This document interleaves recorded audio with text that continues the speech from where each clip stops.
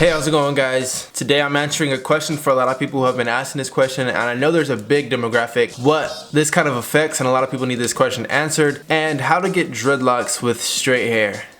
Now, just straight off the bat, I want to say that this is the toughest hair texture to start dreadlocks on. Just to tell you guys, just a disclaimer, and let you guys know that it is tough and it's very hard to get dreadlocks with straight hair. It's not the easiest thing, that is for sure. And I don't really know that. I just know from everyone else's experience. Everybody always hits me up on Instagram or in my emails on Snapchat, and everyone always hits me with, yo, how do I get dreadlocks with straight hair? My hair's straight, or I'm Caucasian, or I'm Asian, or my hair's just straight, or so many questions. And the biggest thing is that it's very tough, and you have to be very patient, and you have to just know, you just gotta know the right method to choose. So in this video, I'm just gonna give you guys the right method to choose on straight hair. I'm gonna give you the best one and like the least best one. All right, first, I'm gonna give you guys the best method that would work for straight hair. And the best one that I've seen that works personally and in person is the rip and twist method.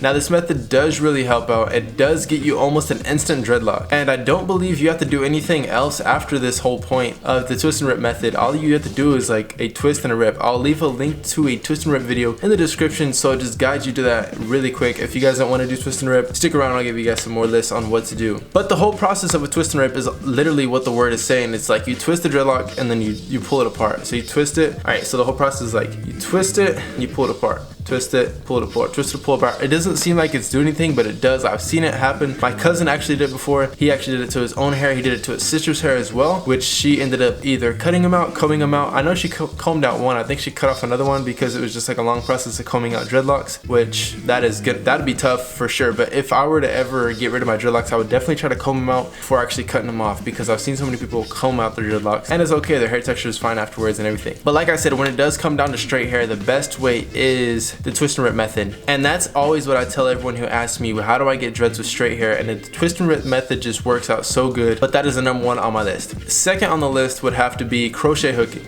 And crochet hook is almost an instant dreadlock kind of thing. I am going to make a separate video on how to get instant dreadlocks with crochet hook, and I'll show you guys exactly how to do that. It's just like a way to get them. I don't really recommend it if it's your number one. I mean, I guess I can recommend it and kind of not. I'll just have to show you the right way to do it and not how to do it, because there is certain ways you have to do the crochet hook and there's certain ways not to do it. So I'm going to show you guys like the both ways on how not to do that. That's definitely going to be in a future video. But the crochet hook method does work on straight hair. I've seen it done before, but I think that is the second best one to use on straight hair, is the crochet hook, because it almost gives you like an instant dreadlock. But the crochet hook does help mostly on more texturized hair. With anything texturized hair, like thick hair, it works best for dreadlocks. But straight hair, you can still get it. Trust me, anybody can get dreadlocks. That just answers everybody's question right there. Can I get dreadlocks? Everybody always asks that question, and anybody can. It's like, how patient are you and how willing are you to actually wait and see the dreadlocks form and actually wait for them to actually become dreadlocks? So it's all up to you, like personal preference on what you want to do.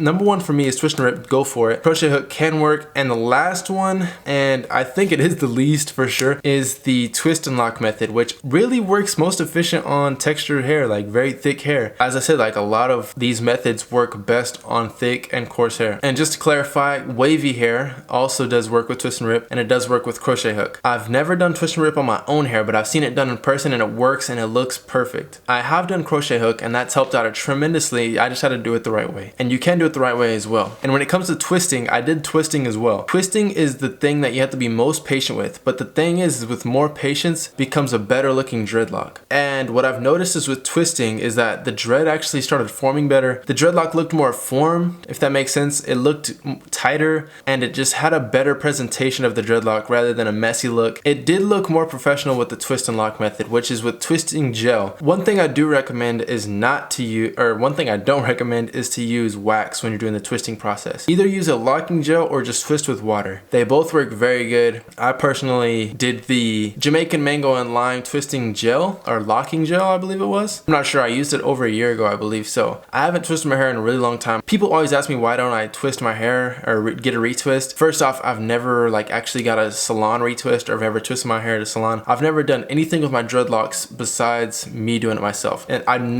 nobody else has ever dealt with my dreadlocks but me. And and I guess you could say they turned out, I mean, I like how they are, you know, and it doesn't bug me none. You know, I like the way my hair turned out. I did a buttload of methods with it, which kind of, it helps me out to make these videos for you guys, to tell you guys right from wrong, what not to do or what to do. Just learning from my mistakes or learning from my successes, you know. So I am kind of glad that I did a lot of methods going into it. Started out with towel rub, then I went to crochet hooking, then I went to twisting, and then I went to interlocking. Interlocking is the least one I don't want you guys to do. I guess I can go ahead and add that in there. But it does help out a lot in the locking process. If there's any way you started out twist and rip and then you got the form, all you need at the top is a formation of a dreadlock. You can have like an inch or 2 inches of a formation of a dreadlock at the top. At that point you can start interlocking. What interlocking does is you take the top of the dreadlock and you loop it through the root of the dread. Say this is a dreadlock, my finger. All you do is you take the tip and then you put it down and then loop it through the bottom and it comes through. And that's pretty much how a interlock is formed. The only downside of interlocking is that it can create a split at the root of your dreadlock. Now, if you keep doing interlocking, there's no problem with that. But if you end up stopping like I did have a split down the root of my dreadlock for a little bit of time until it recovered and it started forming on its own. That's one of the reasons I started forming on my own. Another downside of interlocking is that your dreadlock might become flat from the split. What I mean by split is that your dread is like this, but once the root comes in between, say this is between the dreadlock and the roots are right here. So if the dread is coming through here and then it ends up splitting like this, and how you interlock, you go this way and then it splits that way, and then you bring it in from the side this way and it seals it, but then there's a split coming this way, if that makes sense. Hopefully that makes sense to you guys. So it doesn't necessarily create a weaker dreadlock, it just creates these weird splits at the root, which isn't noticeable unless the root grows out into like an inch or like 2 inches, and then it'll start forming on its own. That's one of the decisions I made, is to let my hair form on its own and let it just get strength on its own instead of me doing maintenance all the time. Because believe it or not, your hair kind of has a mind of its own, to where it will lock up on its own and do all of its own things, because it's crazy how it is. That's just kind of how hair works, or that's how my hair works. I know that. Like I said, the other downside about interlocking is that your dread might become flat at the root. A lot of mine in the back were interlocked, and a lot of them have become flat at the root. As you can see, this one right here, hopefully you guys can see it. It is flat at the root. It's all up to you though. For me, I'm very accepting of how my dreadlocks come out, or if they look something that I didn't really expect at first. I'm really accepting with how my dreadlocks turn out, no matter what they choose to do or what they look like in the outcome of everything. One of the biggest things I want to encourage you guys on is to focus on not focusing on your dreadlocks. I guess that's the best way to put it, is accept how your dreadlocks look at every given moment you have dreadlocks. Focus on the good parts besides the bad parts of the dreads. You know what I'm saying? When it comes down to it, always love how your dreads look. Hopefully that makes sense when I say it. I say it in almost all my videos, so always love how your hair looks. Thank you guys for tuning in. If you guys enjoyed it, please give it a thumbs up. I'll definitely love the support. If it helped you, it might help someone else, so share the video, and I will see you guys tomorrow. I do upload every day, so stick around, subscribe. I'll see you guys tomorrow. Peace.